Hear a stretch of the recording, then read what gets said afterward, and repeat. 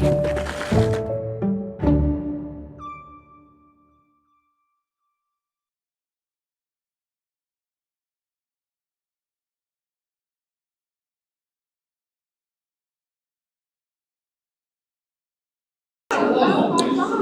everyone. My name is Dan Turner. I'm head of programming and outreach for the Georgetown County Library. It's great to see you all here, joining us for another rendition of Shared Traditions. It's been a wonderful series. We're halfway through now, so we still have 5 more programs after this on Wednesdays at 4 p.m. So we'll just keep going, and we'll be back again next week, and then 4 more weeks after that through May 21st. So we'll keep going with this.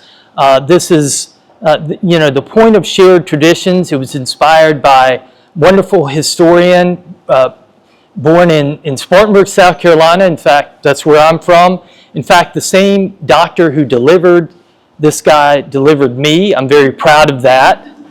Because he was a wonderful, internationally known historian, Chaz Joyner. Dr. Charles Joyner wrote a book called Shared Traditions about these interwoven traditions, and the focus of our shared traditions in this series is the enrichment of American life through African American cultural experiences with emphasis on South Carolina and Low Country contributions.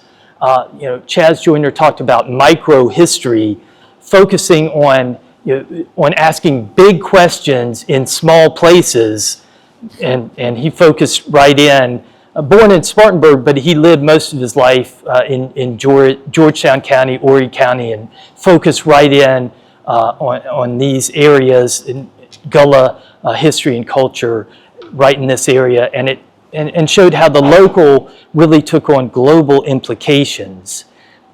So Shared Traditions is all about that. And it's a project that was made possible with a very generous grant from a Library Services and Technology Act grant from the Institute of Museum and Library Services, administered by the South Carolina State Library. So we're so grateful to those institutions for their support and making this possible. And it enables us to bring in figures like the one we have today, which is truly, we're delighted and honored to host Dr. J. Drew Lanham. There's no way I can cram in everything about Dr. Lanham in this introduction. We won't get through it, so I'll have to restrain myself. And I know a lot of you already know a lot about him, but there's even more to know. There's so much to know about him. But he, not unlike Dr. Chaz Joyner, he's someone who started from, he's a native South Carolinian. He's had humble beginnings, and yet his work is internationally known. He's a major figure. He was raised in Edgefield, South Carolina, up the way a bit, and he is currently the poet laureate of Edgefield, and that's a pretty stately position when you consider another poet from Edgefield, David Drake. We heard about him last week with Glennis Redman, and I know Dr. Lanham is a big proponent of recognizing. He considers David Drake the original poet laureate of Edgefield, but that famous, he was born into enslavement, and he was a potter as well as a poet. He would write poems on his works of art. But so Dr. Lanham fulfills that legacy as well. But by trade, he is a wildlife biologist. And we were talking right before this about Philip Wilkinson and how much respect those two wildlife biologists have for one another, Phil and Drew Lanham. So they're two giants in the field. Dr. Lanham's research is songbird ecology, and that's kind of his stock in trade, but he is He does so much more than that. He is truly a Renaissance man. He is an author, a memoirist, a writer of all kinds. He's a poet. He was honored in 2022 with a MacArthur Fellowship, MacArthur Foundation Fellowship. That's otherwise known as the Genius Grant. So we have an official genius among us. If people didn't know that already about Drew, he got the official status. So that's impressive. And when they were giving him this award, the MacArthur Foundation said it was for Drew's work combining conservation science with personal, historical, and cultural narratives of nature. And I do encourage you to look at his, not simply his research, but things like his award-winning memoir, The Home Place, Memoirs of a Colored Man's Love Affair with Nature. Also, his books of poetry are stunning, and he's gone with a South Carolina publisher, the great Hub City Press, for those. And we were very grateful to have him in the recent anthology that came out under Linda Ketron's publishing imprint. Coastlines was the name of the anthology, and Drew, he's very, very busy, so we had to keep after him, but he gave us 3 wonderful poems to include in Coastlines, alongside Phil Wilkinson's photographs, so that was another great honor. So maybe I've said enough. There's still more about, Lee Brockington, who's here. The stars are out, in our audience as well. But she shows up for Drew Lanham. She was telling me that Drew came down and would lead birding trips at Hobcaw. So he's done just about everything. But we want to welcome Drew Lanham today. His talk is about the black and green African Americans' role in saving the ecology. So let's welcome Dr. Drew Lanham.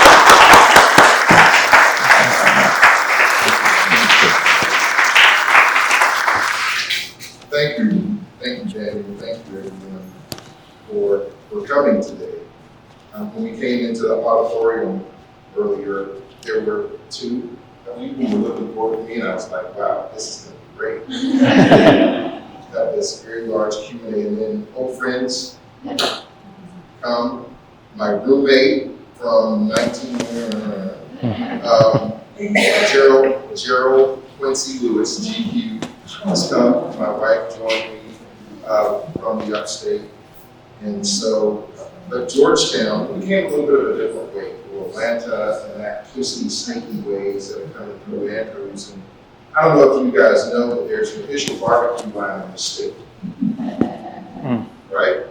There are a few places in the upstate that lay claim to barbecue, but until you can get good hash or rice, you ain't there yet. So we didn't cross that barbecue line, but we got to see parts of South Carolina that I'm sure a lot of people don't see. I remember in homage to another Clemson friend who GQ with, but Xavier Lamar Alexander, we used to call him X. And he would say quickly, he was an unassuming guy, but he would say, where are you from, X? And he'd say Atlanta. He'd be like, this dude doesn't have the Atlanta swag quite. And you say Atlanta? He'd say, no, Atlanta. He'd say, oh, Atlanta. So, but you come through a landscape and it tells you stories. And it's one of the things that I like to talk about. I like to, as I say in the home place, I think about land a lot. I came from land. Edgehill, how many people know where Edgehill is? Okay. Now, I'll tell you how you get to know where Edgehill is. Beth Thomas brought me some delicious strawberries.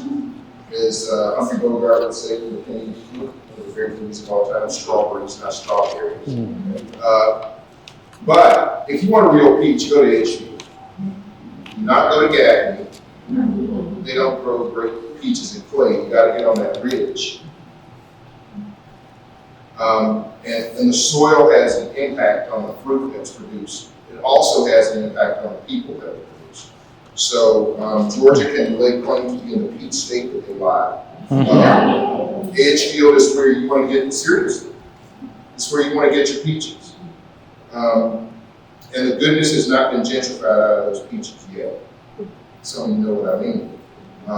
Sometimes it takes the old things to help us understand what the good things are. And I don't mean any kind of Brady goodness, right? What I'm talking about here is the recognition of the work and toil that's in the soil. And so as I go through landscapes, I think about that all the time. So coming down that line, crossing the watery, I think about Black Widow Swamp, I think about places in South Carolina that I can barely remember the names of, but certainly those places that have these odd names, these places that are at crossroads, these places that in many ways are unnoticeable to many of us, except that it's home for somebody. It's a home place for somebody. And so I'm coming through those places, and every once in a while you see a placard that says Revolutionary War, historical marker, and those kinds of things. And I'm thinking about the talk as I ride. And but I'm also thinking about the history of the land. And I see what's growing there now, and we talk about center pivot agriculture. As we're riding, I'm looking at these monstrous machines, right, that are gonna put a lot of water onto land to have it produced. But then I step back a bit because I'm talking like, well, yeah, probably now you probably go to your phone. There's probably an app for that, so that you can register when those monsters turn on, and wherever the water is coming from underground is draining something. But it's also how we depend on technology and natural resources to bring us green from the earth. But then I'm thinking about the history and impact of African Americans, Black folk, on South Carolina specifically, on the land specifically, and I'm thinking about center pivot irrigation versus people with a yoke on their back and buckets, right? Or people digging ditches to bring water from a river into a system. And as you come further coastward, and I'm seeing all these open fields, and I know in a couple of the fields you can see the remnants of cotton, but you know what most of those fields held. One or two things, mostly. Which were what? Cotton and rice and tobacco. Now, all three of those things, well, certainly cotton and tobacco tend to burn up soil. They burn up soil pretty quickly. But I'm just thinking, I'm looking at these expanses, and I'm thinking how much of that land was in productivity. And I could not obviously research as I'm going along, but I'm thinking about how little has probably changed. Center pivot agriculture, from folks carrying water in yokes on their backs like mules, digging ditches to move water across the landscape, not just by brawn, but the technological skill to do so. Try farming without know-how, right? You bust, you go belly up. So I'm thinking about that, rolling through this landscape, and the question I came up with is, where has there not been an impact of Black hands on this land? You can't call it. You cannot call it. Now, we don't see any signs to that effect. We don't see any, and we're not likely to see any signs now. But I will refer you to Botany Bay. Y'all know where Headstone is. I will refer you to Botany Bay, where our goddaughter actually had a lot to do with the science that's there now. And the enslaved names are posted on placards in the forest. So if you take the wildlife drive, don't go to the Boneyard Beach. Now the Boneyard Beach is important because that was a place where some shell mounds were made. So I was also thinking about indigenous people and their impacts on the landscape, which were not negligible. There was not some sort of Rousseauan naked, happy savage that didn't impact the land. Indigenous peoples were burning, they were cultivating, they were traveling across landscapes, they were trading, right? Cherokee peoples were finding their ways to the coast because of what? Oysters. Cities are built on what? Oyster beds. Think about that. So when you go across land and you see current practices, don't close your eyes and think about it because that's not safe when you're driving. But figuratively close your eyes and say, what's here now? What was here? How did what's here now get here? How did it get here? And I want you to imagine those swaths of land, which mostly would have been upland, not, Black Mingo Swamp, not the watery basin. That thankfully those rivers are hard to control without, metric kilotons of cement as dams. But some of it is too unpredictable to be reliably controlled. But imagine those uplands and what they used to be. Likely, a lot of them is longleaf pine forests, mesic oak types, abundant turkey, quail in the breaks, probably panthers that weren't the house cats that people catch on their cameras now trying to make them into panthers. Probably occasional influxes of passenger pigeons. It's a bit south for them from history. Carolina parakeet, certainly. Lord God bird from those swamp bottoms. So there are Methuselah trees in those swaths that people recognize, that have witnessed this landscape and the changes.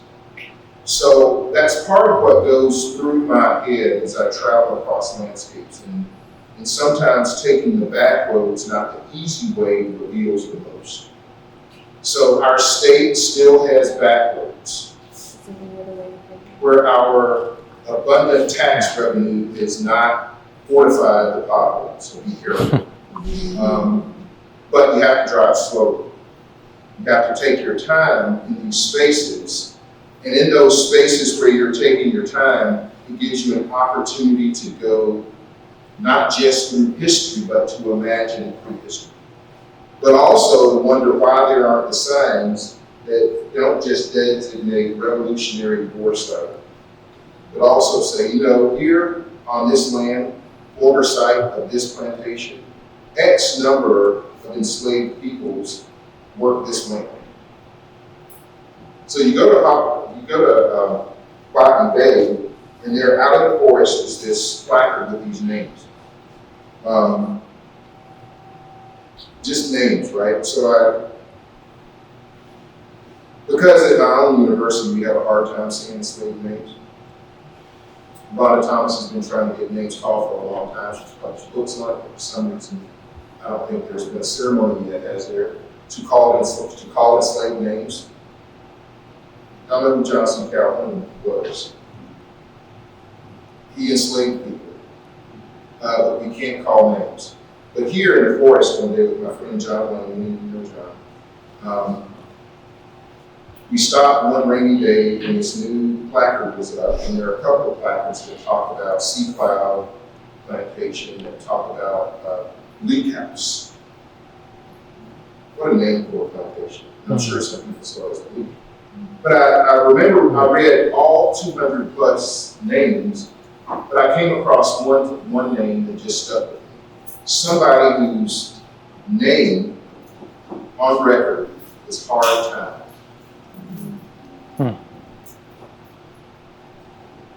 Hard times. Chills, right? That's the burden you carry as a name somebody gives you. You better not answer anything else. Hard times. talking to John the other day, and the sign is still up, still there. But all it's going to take is somebody who's offended at that history or to come down. So I'm going to go back there probably next week. I'm going to go back there, and I want to call those names again to the forest, to those ancestors who worked that land, who sort of began this history. If you think about what coastal South Carolina is now, from the Grand Strand down through the Ace Basin, I mean, it's a conservationist wonder. Carpetbag conservation, right? The Baruchs, the Yawkeys, money not from here, the Donnellys. So you're talking about Boston money, New York money, and Chicago money. Did y'all know that?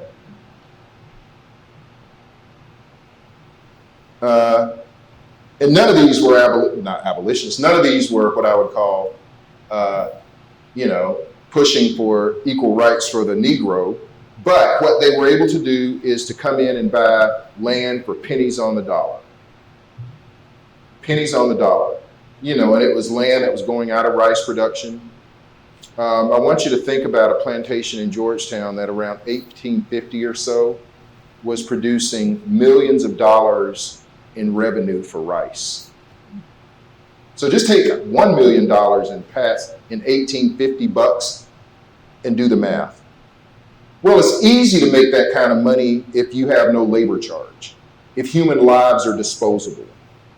So when I go across these landscapes and I think about these graves that have been marked or have been found, at my own university at Clemson, they found right next to Death Valley. I love my Tigers, but right next to Death Valley, there's a graveyard, and they found sometimes 2 or 3 people under the graves of white people. They're marked now. Prisoners and enslaved. 13-year-old boy who was a prisoner on Clemson's campus, he was in prison for stealing alleged for stealing a nickel toy, who died at labor. So when I'm thinking conservation, I'm thinking wildness, but I'm also thinking and balancing that with the human cost of the wildness that we have. Some of the wildness that we have, again, depending on how we define wildness, has been it's been contrived. So all of the rice fields that you see in the research with LIDAR, which is a look-down sort of radar, that's basically how we found bin Laden, by the way, that can look down and tell you what not only the land is, and it's getting better to tell you what the species of trees are from space, but also to reveal past land practices based upon landform. And so, for a while, people were like, well, yeah, hundreds of acres probably. Then they said, oh, thousands. And now it's like tens of thousands. And then it's growing. Because you got to go from river rice cultivation to the perfection of tidal influence. And it's not just bringing people from Senegal and Gambia and Ghana and those places to break their backs in muck. How many of you have ever been stuck in pluff? Did you leave boots there? Yes. Right. Imagine working pluff.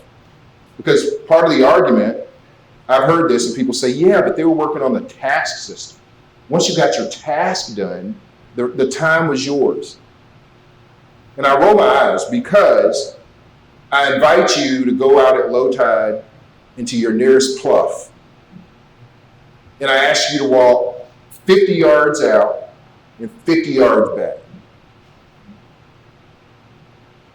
Then do it again. Then do it again. And if you can do that, I don't know, for 4 hours, I'll let you go for the day. So I look at that, I think about that, I think about conservation in this way, and all of this land that was bought on the cheap by these northerners that then became, the migratory patterns of some waterfowl changed based upon rice cultivation. So gadwall, the gray duck, for those of you who may hunt. Their migratory pattern, evidence shows that their migratory pattern shifted in some ways from a primarily Mississippi route for many parts of those populations to come southeast to the rice, to the abundant rice fields. And so if you want to make money now, okay, so the plantations that Turner's old plantations that just sold, you could buy those for pennies on the dollar, couldn't you? No, you couldn't. Not now. You know, we're talking, when you talk about leveraging land, when you talk about, if you could go back and look at land that was originally stewarded by indigenous, but then brought forward, and you bring you enslave Africans, bring them here, and the first task is to deforest. So you've got foresters that have got to get out there, they got to clear uplands, you know, and if they're not clearing the uplands, they're tapping pines for pitch in those naval stores. So some of your first foresters ain't got certification other than chains, and they're black folks. So when I see those forests, and if I happen to be in a forest that's old enough and I see cat faces, I'm thinking about those black folks who are out there working, right? I look at those rice fields and I'm thinking about the ingenuity that people brought from West Africa to be able to control water flow over a landscape like that. Too much water and kills the rice. Not enough, and the rice doesn't produce. Then, you know, they got to worry about hordes of bobolinks dropping in on the rice, eating the rice, and then somebody being ticked off at you because nature came in and interfered with their commerce. So that's what I think about when I go buy land. I can't just see the land for, I do the same thing out west, right? I do it anywhere that I go. So when Daniel invited me to be a part of this, he may have had to stay after me, but the answer was never no. In part because knowing that Libby and Phil were a part of this. This jacket today is in honor of Phil. I don't have a gator skin blazer, Phil. But you know, I want to represent the legacy of the ancestors, those people who share, you know, the mother continent with me, but also those people who have come on to this land and cared for it, but always recognized who the people were that came before them.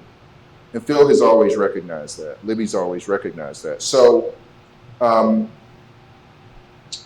when they know them, they're not afraid to call names.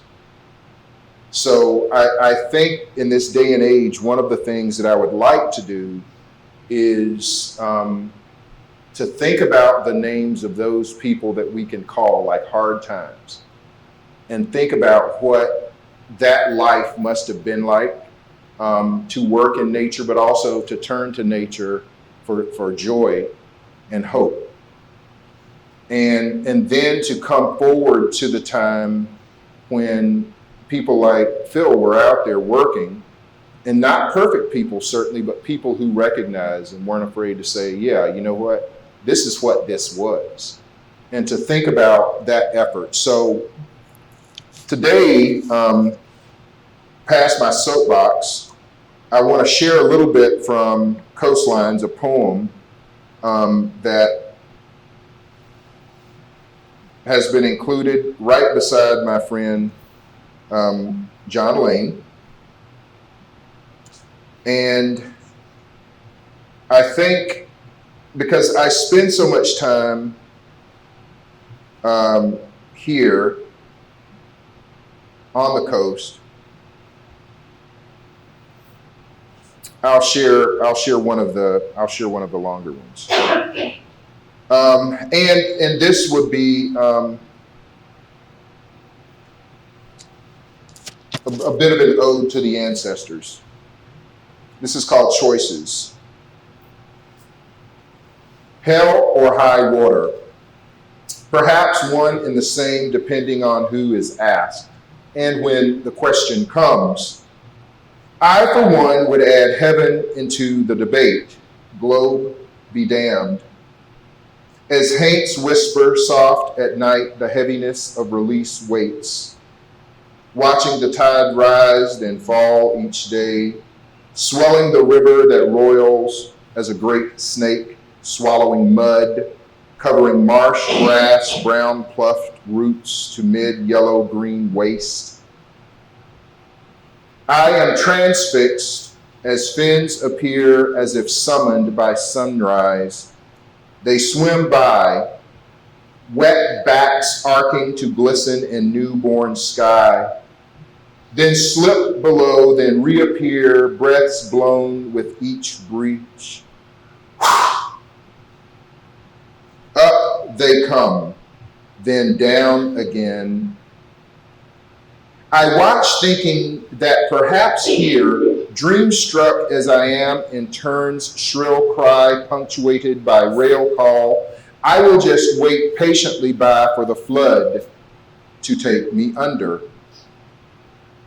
Globe warmed or cold, then the dolphins can teach me to breathe, as they did the ancestors who threw themselves bound into the sea, rather than be owned by strangers in an even stranger land.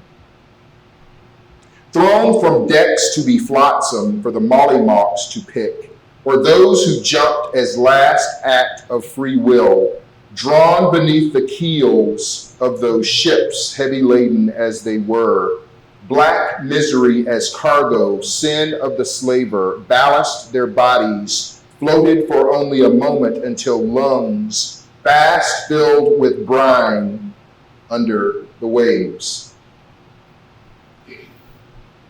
Taken from motherland now into dark abyss sent. But lo, the dolphin, swimming alongside, not dumb guide as the Tubob thought, but as sage witness to all Tubob wrought. So much sin to be felt, moans leaked from between planks of barnacled oaken hull. Porpoise took pity because it knew by feel what it saw, took pity, then took air from above, breathed it out from whale lungs into the open, drowned mouths of souls, not given freedom to do so on their own. Blew their being into the dead, blew their being into the dying. They inhaled mercy, black corpses in death's pallid grasp, gifted a grasp again at life. Fingers clenched become fins, legs no longer needed to walk, flukes. We rose in the chance to be free again. We lived again to swim home. So that choices piece came from the Townsend River. Again, if you've ever been down on Botany Bay, it came because each morning these dolphins would sing to, we'd have a meeting. And I caught myself at one point down there, maybe a little too close to the edge of the dock, and thinking about the ancestors. And so, state of mind is important at any given time. So, we have these opportunities on land, I think, to go inward. And for me, this was an important poem because it's a poem about the ancestors and a little bit of a Sankofa story, if you know those stories of birds and transformation. But also a myth making of my own, maybe a little bit, and thinking about mer people, and thinking about a little bit about the ruckus that's caused when you present a mer person as anything other than a majority mer person. And then I wanted to jump in the river. Which would not have been safe. If you know the Townsend, it is a deep, tidal, short river that you go back in history and you look at how many, and normally what they would say, it'd be like 2 Negroes killed. If you know where Frampton Inlet is, you know where the Townsend is. But it was not a great state of mind for me to be in. And so this poem is also reflective of depression in some ways, right? And thinking about life and what the ancestors had to endure.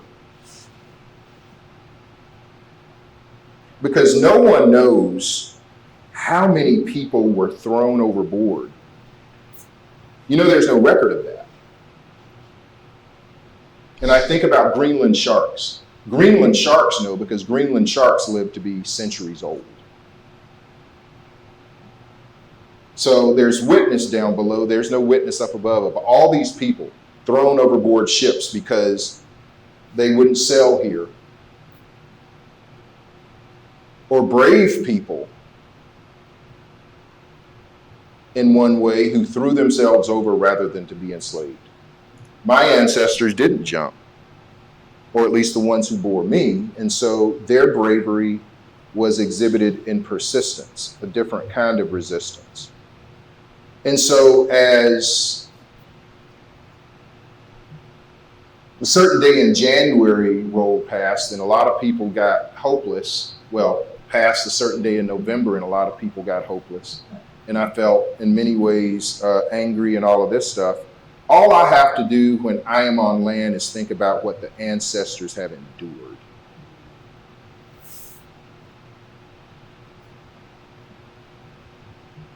And that is hope for me. And so that's why when people say, well, man, how can you be down south like that on land that is so haunted? How can you be in the shadows of money houses that made all their money on slave ships?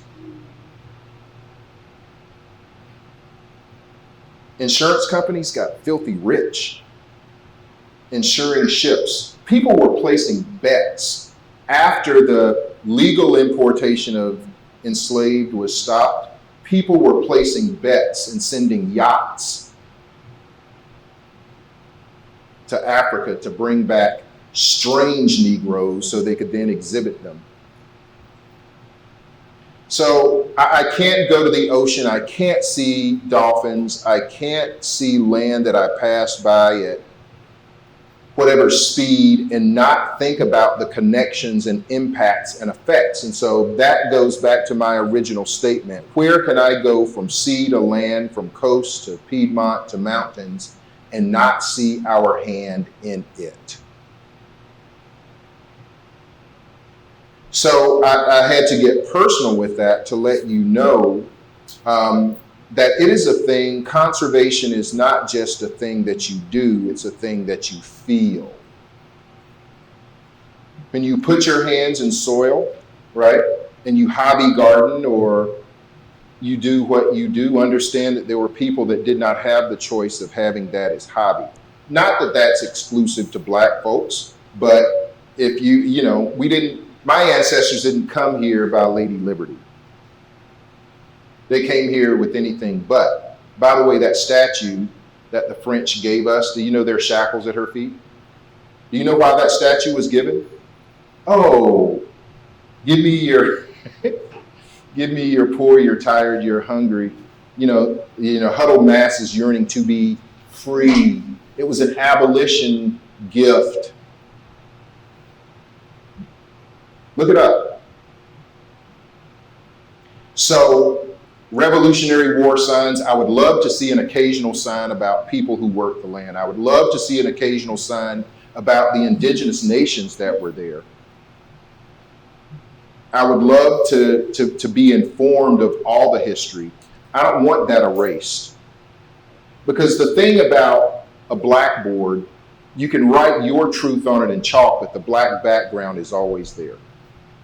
So I think part of the important thing we do as artists, as writers, is to live hopefully in that truth, to create ways that give us grounding to think about land in these different ways. And I think it's especially important for Southern writers to do that. Okay, I'm going to share a bit of an experiment with you. I promise it might blow up, I don't know. How many people know where North Myrtle Beach is? Atlantic Beach? What's special about Atlantic Beach? Black beach, not black sand. The sand doesn't really change color from other blocks. Yes, the black beach.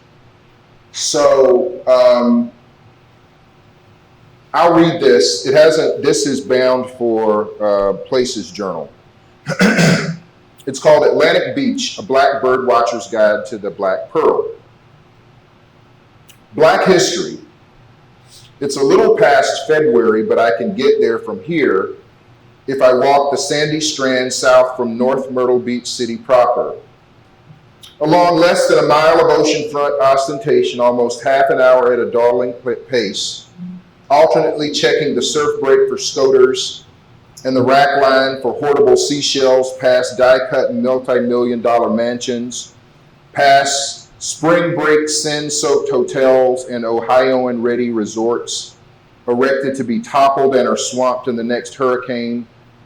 I am awash in the arrogance and lack of planning, the civically disengaged climate denial compounded by hyper-capitalism and chambers of commerce unconcerned with anything beyond their bottom lines. Then suddenly, at another kind of line in the sand, a societally drawn, historically read one, the unbridled development just stops.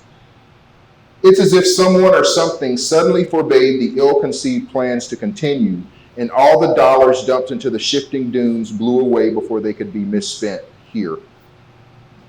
The beach and inland shore calmed down. No high-rise hotels blot out the blocks of single-level dwellings and rentals that still dominate, as they did when things were even more obviously separate and unequal. What probably used to seem crowded to old-timers has become quaint, tending towards disheveled. All the rest of Myrtle Beach, north and south, is Gran Turismo. But here, it's as if someone put a mute in the blaring beach horn, quieting things to a kind of stuck-in-another-time syncopation. There is a patina worn deep here beyond what sun, salt, wind, and water exact. This is a hidden stretch in plain sight, an introverted place along the bight of South Carolina's Grand Strand. Welcome to Atlantic Beach, the Black Pearl. It lies a few miles north of Dirty Myrtle, otherwise known as Myrtle Beach proper by crowd crush standards, where few hours pass without someone throwing some party in any one of several beach townships: Surfside, Garden City, Murrells Inlet, Litchfield in the south, and Cherry Grove, Windy Hill, Ocean Drive, Crescent Beach, and Atlantic Beach in the north. Atlantic Beach seldom arises in conversations about the South Carolina shore. That is, unless you're in the company of 70-plus-year-old black folks who grew up under Jim Crow's shadow, or if it's during the week when thousands of mostly black beachgoers descend to claim the pearl as their own. Then, when one speaks of beaches where black isn't a minority condition, Atlantic Beach is the singular raisin in the milk. The first day I stepped across the line into this segment of South Carolina's deep and overwhelmingly bitter black history, the quarter-mile zone of blackness, now bordering on black what might yet be, felt like the antithesis of what most of the Grand Strand has become. Birds outnumbered people. Ring-billed gulls, laughing gulls, and an amorous pair of mourning doves had the sand mostly to themselves. A quartet of sanderlings skittered just out of the surf's reach. The shells seemed the same as on any other beach, bits and pieces of broken dead things, shards and remains tossed up to be picked through by human passers-by and gulls. I discovered the Black Pearl for myself on a midwinter retreat with the gatherings of more mature friends who take time away from work and retirement to gather in fellowship. For more than 20 years, the Mount Turner Beach weekend has centered around our visiting these friends for daily buffets of home-cooked soul food, copious strong drink with constant conversation, a night of karaoke, sporadic movie watching, occasional card playing, play strong or go home, come and go billiard tournaments, increasing napping and quiet periods, and assorted age inappropriate shenanigans, all of it in the name of relaxation and bonding. What happens at the beach or mountain house mostly stays there, but the bonds remain strong even over decades of lives that have seen friends deal with illness, tragedy, and death. It is more a family reunion than anything else, but without the taxation of relatedness to stress those ties. Ironically, the reunion mansion we occupy in the past hasn't been on Atlantic Beach, but is one of the gargantuan 12-bedroom monstrosities built for weekends like ours. There are too many people and there's no house in Atlantic Beach that accommodates so many. I will say that changed within a year, right? Suddenly there were houses available that hadn't been there the year before. But with good friends, the history and stories are personal. Listening to them reminisce about what it used to be like to have Atlantic Beach as a seaside refuge when all else was closed to Black folks was like opening a history book that no governor, legislature, or patriot mother clan can ban. Sitting and listening to people who've lived the history as closest association to having been there. Although I invited some of them to accompany me for a visit to Atlantic Beach, they all declined. I wondered at first why no one ever went with me. But then I think more and more about the reluctance of many who live with trauma to revisit it. What do we expect when we encounter violent pasts? What happens when someone calls you nigger, or boy, or chief, or boss, and there is no term of endearment or respect for station intended, only a smear to demean you? Now and then I visit places where not so long ago I would have been denied entry or service, where calling me out of my name would have been commonplace. Sometimes I search these places out, but often I find myself in these places by happenstance. Then I feel a special kind of trepidation. It's like the echoes of wrongs wrought hang in the air, or maybe in the trees. I think about locations I travel to now and about ancestors who not so long ago had to go hopscotching across the map, guided by word of mouth and a kind of field guide to safety called the Negro Motorist Green Book. Carry your green book with you. You may need it. I wonder with difference my own range-limiting worries now as I drive to locations once forbidden. Will someone profile me and hunt me down for being in the wrong place at the wrong time? Will some police person see my blackness as a threat to be dealt with? Maybe some white woman won't like the way I looked at her allegedly and call the authorities to report a glance. Experts say that trauma from centuries ago can dwell in us. Epigenetics is transferable through generations as eye color, height, or a congenital disease. I dare myself in heavy spaces to be as brave as my forebears were in remaining unapologetically who they were. Yet I drive through allegedly former sundown towns and keep on going as the hair on my neck bristles and something instinctive pushes me on like a bird in migration. And it hasn't just been a Southern thing. Whether seeing Confederate battle flags in Western Pennsylvania, understanding the history of white nationalism in Northern Idaho, or the history of hate in East Texas, there are few corners of this country or in the heart of its interior where prejudice and hate in some form or another has history recent enough to be remembered. It's a kind of trauma we carry with us, geographies of hate and policies of prejudice. Think on this.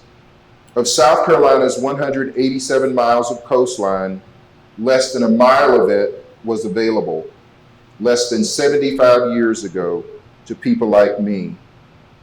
Here and now, however, and even in 1954, Atlantic Beach might have been a safe place to stop.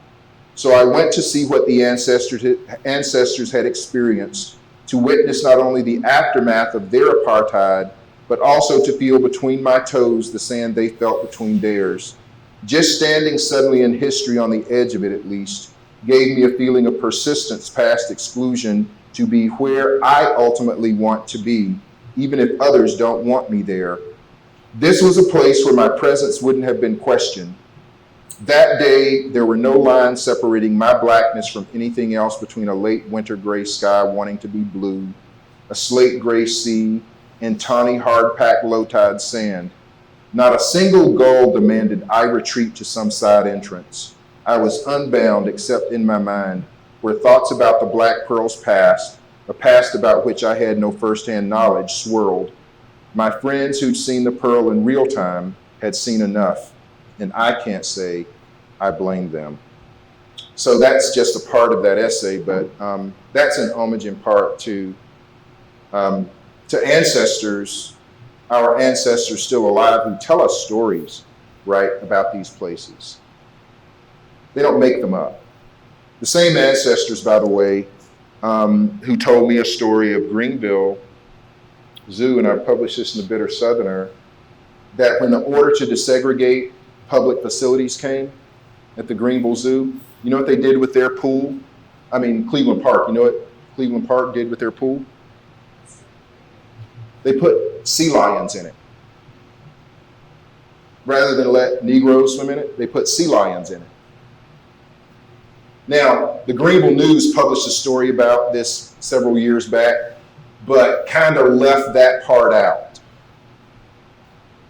Meanwhile, I'm talking to the people who actually swam with sea lions. These black men said, well, you know, they were black like us. Van Charles said that. He said that. And I said, my ecologist kind of came out. I was like, oh, you jumped in with sea lions? They're dangerous. I won't say the word that he said, but he said, dude, we didn't know that. And this was all about messing with these people. So, the bravery to simply swim and to be you in the midst of somebody trying to replace you with wildness. Well, then the order came for them. They had to ship these sea lions out. So then they filled it and it became a rose garden.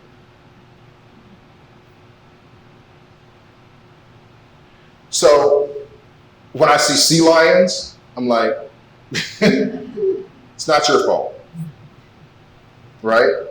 When I see gadwall over salt marsh, when I think about black rails, when I see wildness here, the animals, the wildness to me is a kind of reparation because it won't be controlled. It can't be bound. And so these days, these particular days, as order after order or whatever comes and we think about how we're going to be, I know that nature will win. It will. And sometimes horrifically so. Hurricanes are nature. It's not bent on us. It's not personal for a hurricane. It's business. And if you feed a beast, if you insist on feeding a beast and making it a monster, don't be surprised when it eats you. That's how I like to tell people what climate change is. I mean, we all know those people who have those dogs that they're afraid of, right? They keep it on a chain, inhumane, they feed it from a distance, and maybe as, growing up as a child, the thing was you were supposed to feed your puppies gunpowder. Yes, God. So I think that's my time. And the fly is trying to tell me that anyway. But if you have questions or comments, again, the way that I try to go with this history is, you see I have on dirty pants because they were in soil. I wasn't looking when I picked them up. But to think about our history, one of the questions I frequently get, as I tour around is, well, how can we get more of y'all, more black and brown folks into nature? How can we? And I used to ponder, I used to offer ideas, I used to chew on the ends of my glasses and try to come up with things complex. And I was like, wait a minute, but we're there.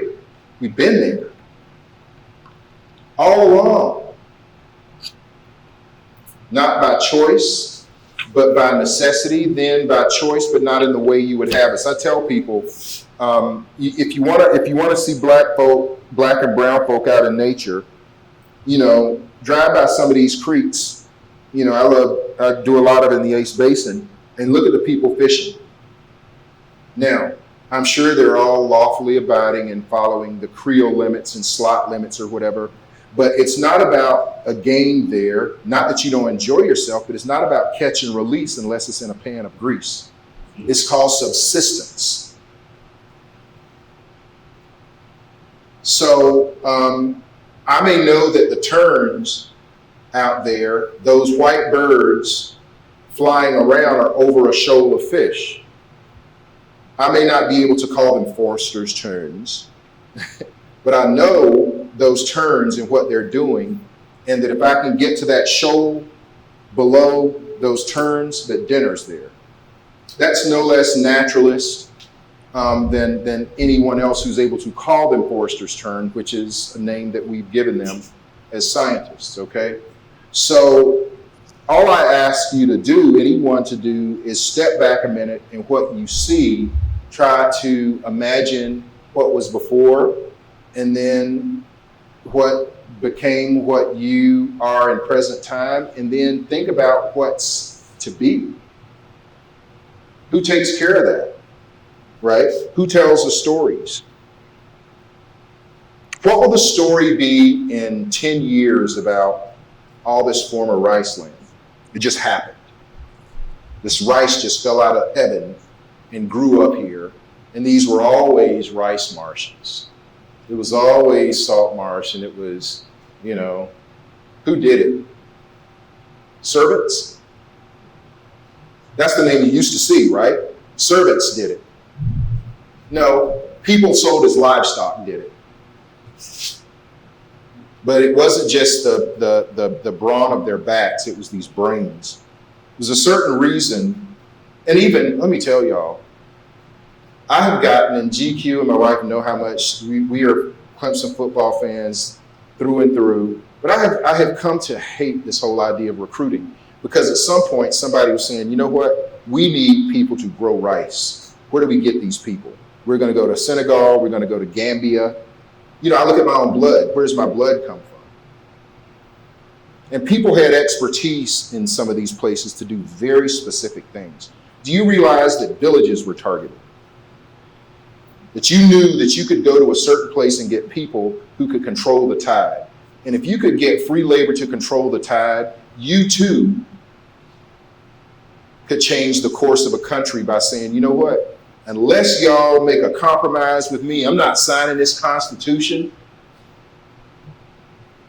And Jimmy Madison made a decision looking over the backs of black folks on his land up there in Orange County, Virginia, to call my ancestors 3/5 a human being. That's a decision based upon rice. Where was all the money during the Constitutional Convention? Here. Sea Island cotton in part but rice. Y'all understood I love Carolina Gold rice, but if you can take a mouthful of Carolina Gold rice and not think about where that stuff came from, you're doing yourself a disservice. It ought to be better to you. It's true soul food. So if you have any questions or comments, I'd be glad to take them. Thank y'all for coming this evening.